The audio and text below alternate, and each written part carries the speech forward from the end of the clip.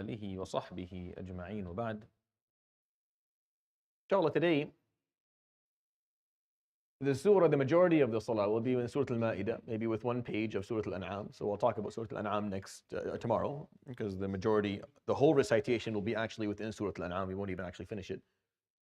So Surat Al-Maidah, if Surat Al-Nisa explained the values and the principles and the generators of what Islam is going to be practically, Surat Al-Maidah is the covenants. Surat Al-Maidah are the practices, the rulings, the agreements that Allah subhanahu wa ta'ala has with us in terms of how we're going to behave and what we're going to do and where the red lines exist and what we follow, how we behave. This is what Surah Al-Maidah does. It's 16, Ya ayyuhalladhina amanu.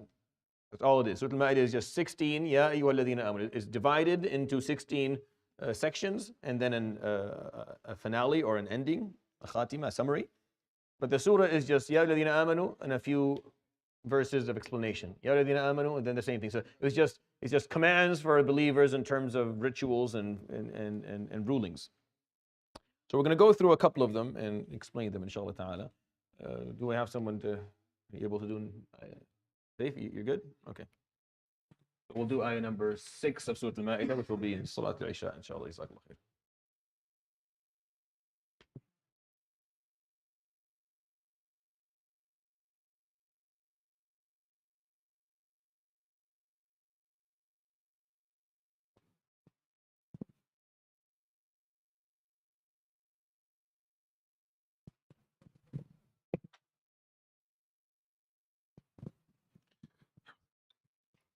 يا أيها الذين آمنوا إذا قمتم إلى الصلاة فاغسلوا وجوهكم وأيديكم إلى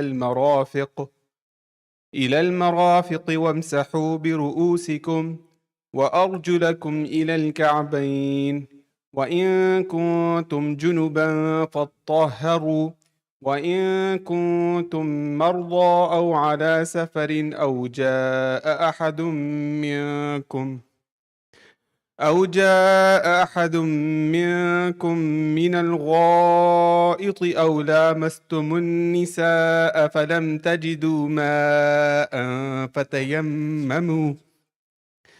فتيمموا صعيدا طيبا فامسحوا بوجوهكم وأيديكم منه ما يريد الله ليجعل عليكم من حرج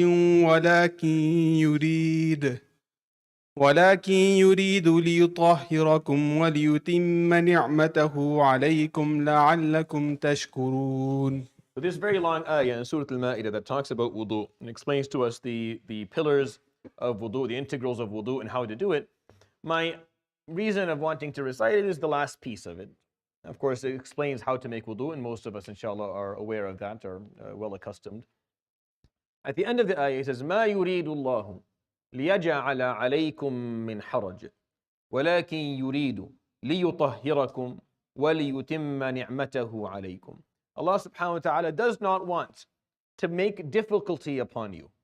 He does not want to bring difficulty upon you with any of the rulings that He gives you. He's not looking for haraj. Islam is not built with the intention of making life more difficult for people. It's the opposite. وَلَكِنْ يُرِيد, what He wants subhanahu wa ta'ala. And this is very important. You don't have a lot of it in the Quran.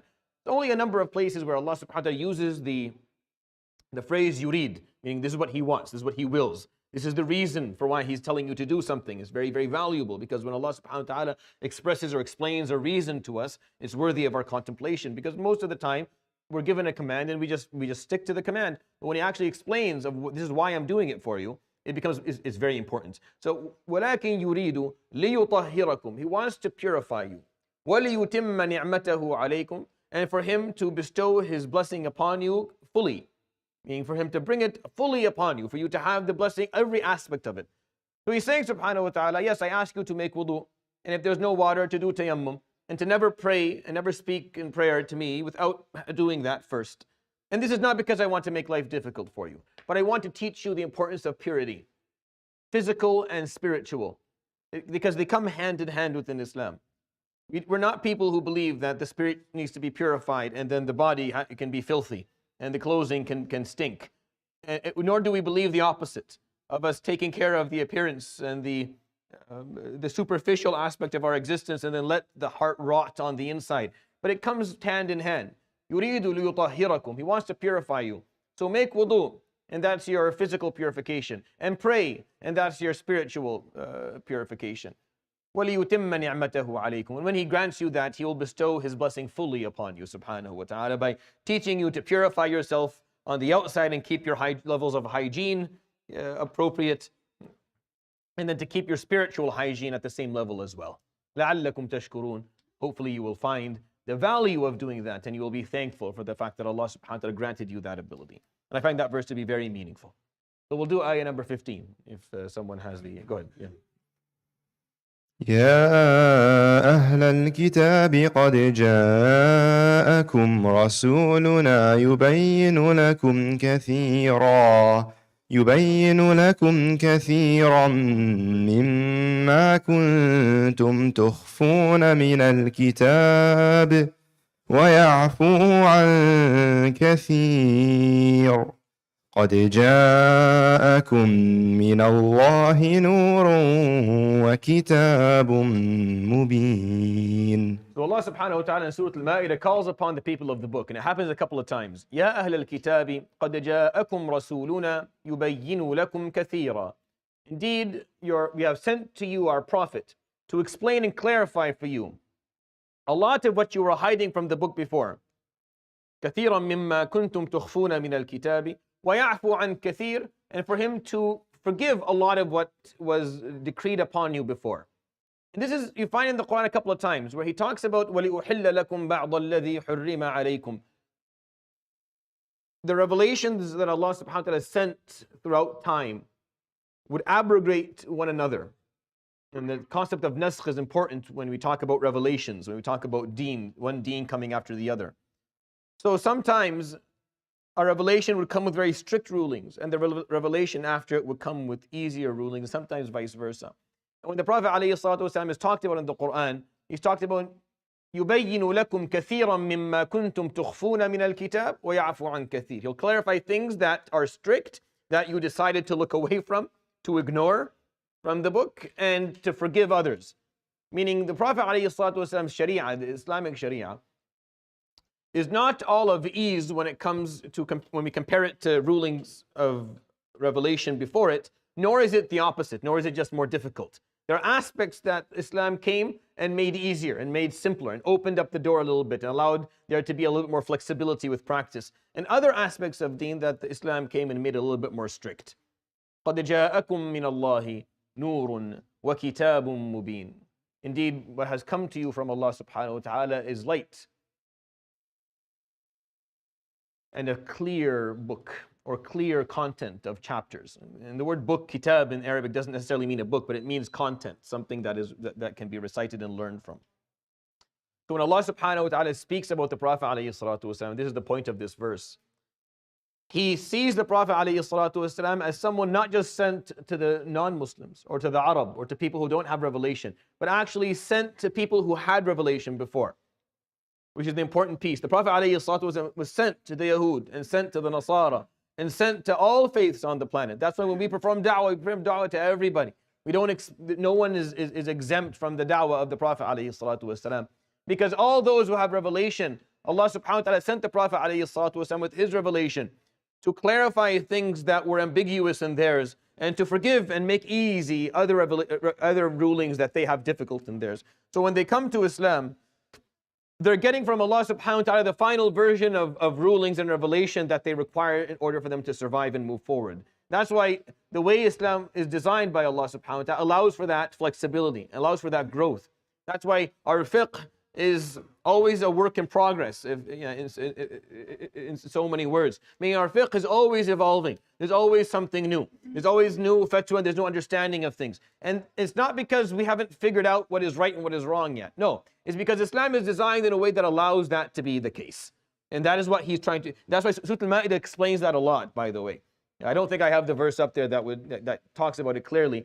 But in the surah, he says, يَا أَيُّهَا الَّذِينَ آمَنُوا لَا تَسْأَلُوا عَنْ أَشْيَاءَ إِن تُبْدَ لَكُمْ تَسُؤْكُمْ وَإِن تَسْأَلُوا عَنْهَا حِينَ يُنَزَّلُ الْقُرْآنُ تُبْدَ لَكُمْ عَفَى اللَّهُ عَنْهَا O those who believe, don't ask about things that if we reveal to you the optimal answer, then you're not going to be happy with it. It's going to be too difficult for you to follow. And don't ask about it when the Quran is being revealed, because then you get an answer then. If you get an answer then you're going to be restricted for the rest of time. Allah subhanahu wa ta'ala has let them go. The issues that He didn't talk about, He let go. I mean, He purposefully did not talk about. Certain things are left open purposefully by Allah so that scholars can come later and take evidence and then process the evidence, and you end up with a couple of different opinions on a specific ruling, allowing Muslims to have that flexibility and everyone to follow based on what suits their culture or their background, or where they are in their life in terms of being conservative or being a little bit more open. This is how Islam is designed. Surah Al-Maidah explains that. It starts by telling Ahl Kitab, we sent you a prophet to both ease away some things that were difficult for you and clarify some things that you're not properly following. And then the rest of the surah explains that this is how it's designed. There will be more. It doesn't end with the Prophet ﷺ. It begins with him ﷺ. He is the source. But then after that, we will continue to process evidence, and we will continue to come up with new understandings and new rules and ways to practice our deen within the context that we're going to be put in. We can't imagine. Imagine if Islam didn't have that. Because other faiths don't have that, which is why many of them, from a ruling practice perspective, fell off. Yes, there are people who still adhere, they still claim to be a part of a specific religion, but they don't really have any practices. They're not engaging in practice. Why? Because the faith itself does not have the tools within it to grow as time does, and as circumstances change, and as human beings move forward in different aspects of their existence. But Islamic ruling does. We often fight over fiqh in the Islamic world, which is very weird to me. Like we have huge disagreements, and we actually part ways over issues of fiqh, over issues of jurisprudence, over issues of processing pieces of evidence and coming up with a fatwa or with a ruling that allows people to behave in a certain manner. These are not issues worth of dividing anyone, any aspect of the ummah at all, because this is how Islam was designed. There's always going to be different opinions. You may not agree with the one that I give, and I may not agree with the one that you give. What we don't differ on is the stuff in Surah An-Nisa. We don't differ on the stuff, the principles that are explained in Surah An-Nisa. We don't differ on the values, on justice. We don't differ on compassion. We don't differ on tawheed. We don't differ on the worship of Allah subhanahu wa ta'ala, the service of Allah subhanahu wa ta'ala. This stuff we don't differ upon, but we will differ on other details of how to go by stuff. And that's normal, that's fine. And that's actually how Allah subhanahu wa ta'ala designed Islam to begin with. And this is very important for Muslims to comprehend that, understand that, to calm down a bit. If you find someone praying a little bit different, or someone practicing Islam a little bit different than you, it's fine. Sometimes it can be very different. Anyone who studies fiqh knows that the differences actually are quite massive in certain aspects of practice. That doesn't take away from the deen. That is how the deen was designed. That's how it was designed. It's not a flaw that we have fallen into. We don't know what's right and wrong. No, this is how it was put together. Afa Allahu anha. Allah left things alone. You will learn a madhab and you'll follow it, and then you'll commit yourself to it, and you'll have options later on if it makes your life difficult, knowing that you're going from one valid opinion to another valid opinion. Okay. Can we do number 18? Does someone have do number 18 for me? Is that what you got? I'm going to need to work on organizing this a bit better. وقالت اليهود والنصارى نحن أبناء الله وأحباؤه قل فلم يعذبكم بذنوبكم بل أنتم بشر ممن خلق يغفر لمن يشاء ويعذب من يشاء ولله ملك السماوات والأرض وما بينهما وإليه المصير. This verse in the Quran is an extremely important one for Muslims today to understand. وَقَالَتِ الْيَهُودُ وَالنَّصَارَى. The people of the book before you, they went around saying, نَحْنُ أَبْنَاءُ اللَّهِ وَأَحِبَّاؤُهُ. We are the children of God and we are the most beloved to Him.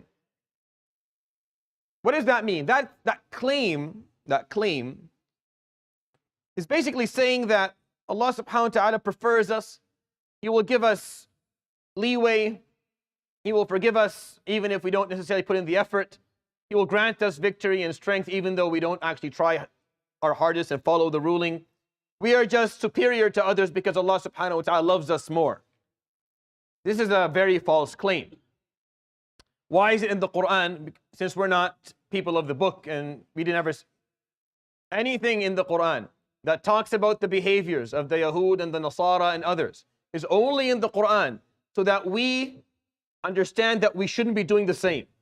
That's the only reason that Allah subhanahu wa ta'ala talks about Ahlul Kitab. When He talks about them, He points out mistakes. It's not so that we can go to them and say, you see, you did this wrong. They don't believe in this book. So this book is not addressing them.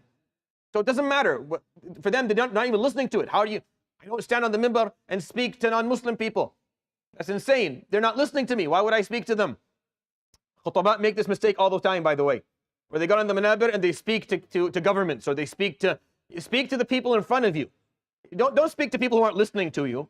You just make the people in front of you mad and angry and much more difficult to console because they don't care. You're not giving them anything to do.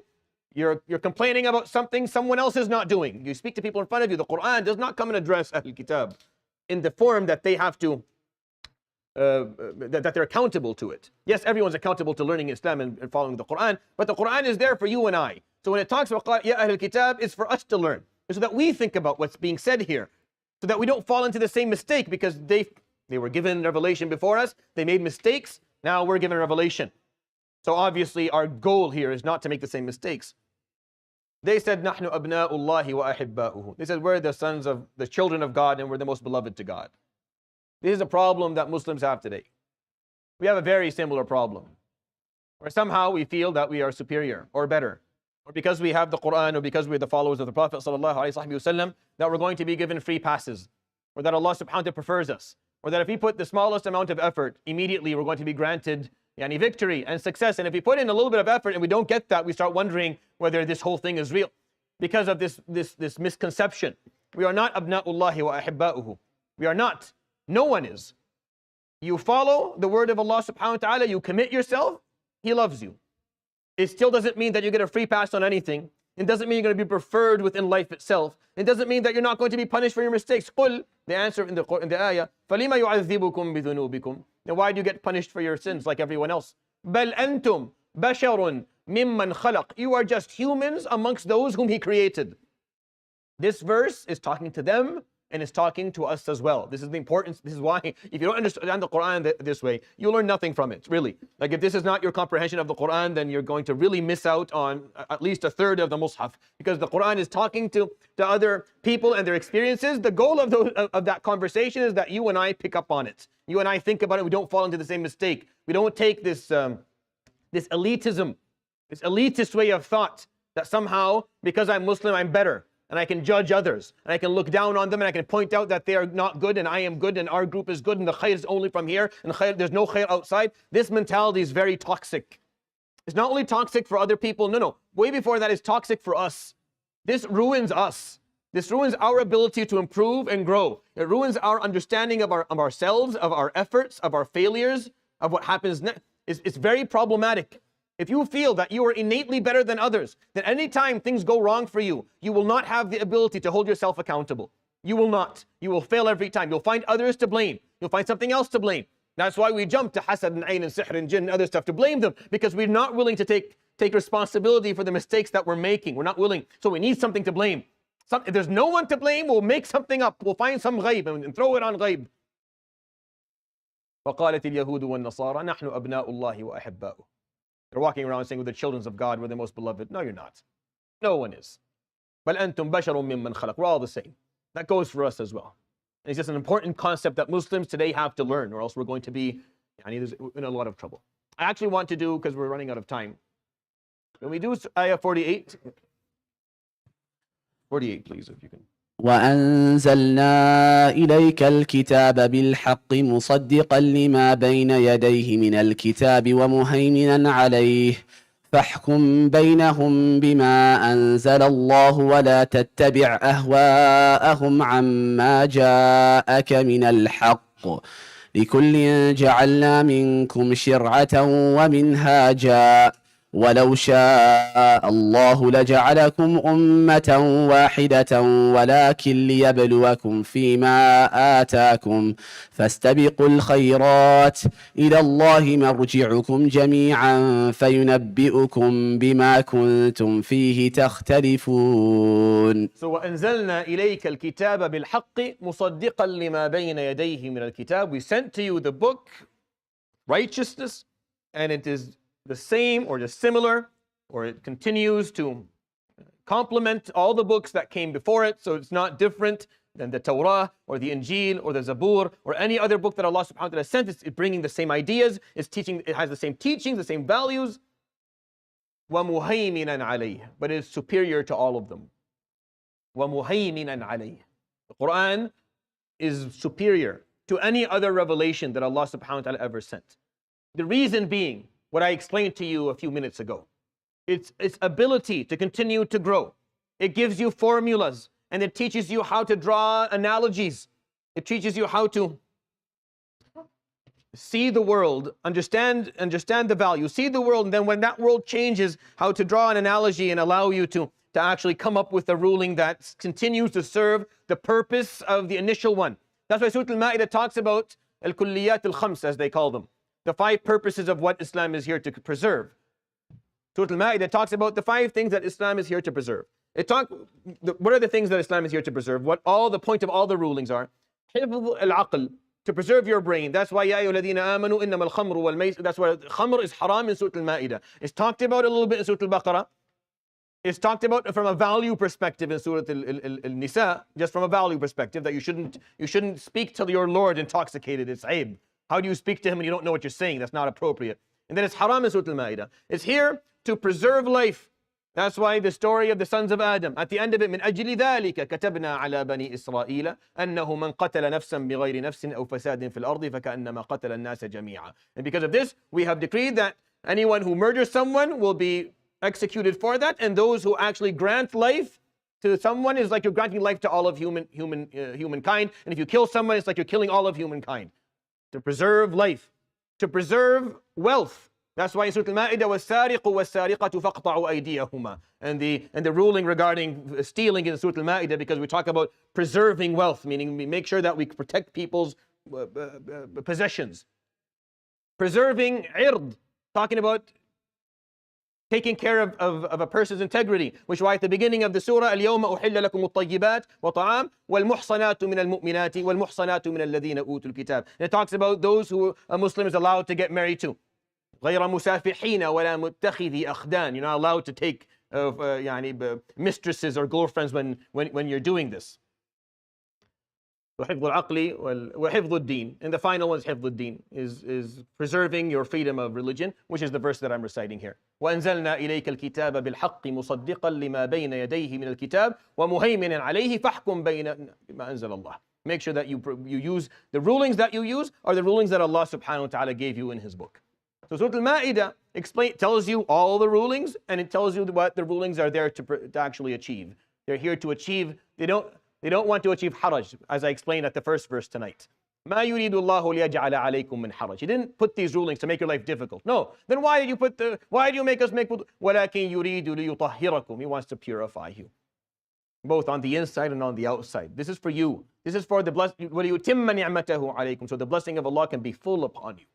This is not to make your life difficult. This is to protect communities and to allow us to thrive. Okay. Let's go to ayah number 79. Or actually, let's do 64. Does someone have, who has the microphone? 64. Go ahead. وقالت اليهود يد الله مغلولة غلت أيديهم ولعنوا بما قالوا بل يداه مبسوطتان ينفق كيف يشاء وليزيدن كثيرا منهم ما أنزل إليك من ربك طغيانا وكفرا وألقينا بينهم العداوة والبغضاء إلى يوم القيامة كلما أوقدوا نارا للحرب أطفأها الله ويسعون في الأرض فسادا والله لا يحب المفسدين. وقالت اليهود يد الله مغلولة. The people of the book before you said the hand of God is closed, it's stingy, it holds back. One of the worst things a human being can say about Allah subhanahu wa ta'ala. This verse is explaining a very central difference between faiths that exist on earth today and Muslims. A Muslim in no form or manner will ever use a derogatory term to describe his Lord. A Muslim will never use any term that has any flaw attached to it to describe Allah subhanahu wa ta'ala in any given circumstance. It doesn't matter what's happening at the time. You will never do that. That concept is very, very important because it is the difference. It is the only difference that I'm aware of actually in terms of comprehending God. I'm not talking about the oneness of Allah subhanahu wa ta'ala, which is a different category. But in comprehending the Creator Himself, whether they believe in one or more, Muslims believe in the concept of tasbih. We believe in the flawlessness of our Lord. We don't claim or describe Him subhanahu wa ta'ala in any way that puts somehow Him being at fault for anything. That's what it means to be Muslim. That's what it means to be Muslim. That you have, the moment you say La ilaha illallah Muhammad Rasulullah, that's what you accepted. That when you look at God, you don't look at Allah subhanahu wa ta'ala with any form of seeing a flaw or a shortcoming or a mistake. No, when you see mistakes, you see it in yourself. So when the Yahud were going through a difficult time and they didn't have enough wealth and they were poor for a long time, they said Yadullahi maghlula. Allah's hand is closed and He's stingy. Jalla Jalalullah. Bal yadahu mabsutatani yunfiqu kayfa yasha. No, His hands are the opposite. They're open. And He continues to grant provision and sustenance however He wants. But this is the way the human being behaves. Just because you're not getting it now, or this is the time in your life where you have to put up with a certain degree of lack of sustenance, you're going to turn to God and you're going to accuse Allah of something. How is that? How is that acceptable? If you've spent most of your life, you've had more than what you've needed. And then if you go through a patch where you're not getting what you want, you're going to accuse Allah of being stingy. Jalla Jalalullah. This is the difference. This is very important. This is how we differ in the way we view the world. As a Muslim, sometimes you're going to go through real difficulties that will linger around for a long period of time. They don't just disappear, they stay there. What is that going to mean to you? Are you going to come to the point where you'll say something like this? Yadullahi maghlula, Jalla Jalalullah. Bal yadahu mabsutatani yunfiqu kayfa yasha. Lu'inu bima qalu. They are damned for the words that they said about their Lord subhanahu wa ta'ala. As a Muslim, this is an important part of your understanding of your life. If you're going through, if things are working well, then show the gratitude. Show a lot of gratitude. Be very, very grateful and use that to help others and offer what you have. And if you're going through a difficulty, then be very perseverant. And do not allow the length of the difficulty or the severity of it. Don't allow that to make you turn to Allah subhanahu wa ta'ala and then accuse Him of something. And say something as derogatory as what the Yahud said about Him, Jalla Jalaluhu. This verse is there so that we can think about it, because you may not say that specifically, but something else has been said. And I've heard this too many times not to talk about it. Let's go to ayah number 79, inshallah. We have one more that we can do.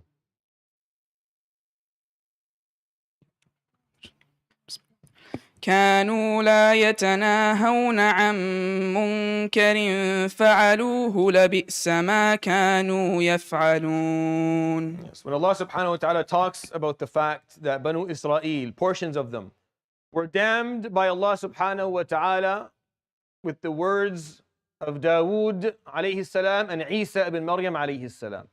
لعن الذين كفروا من بني إسرائيل على لسان داوود وعيسى بن مريم. Why? ذلك بما عصوا. It's because of their disobedience. وكانوا يعتدون, and their transgressions.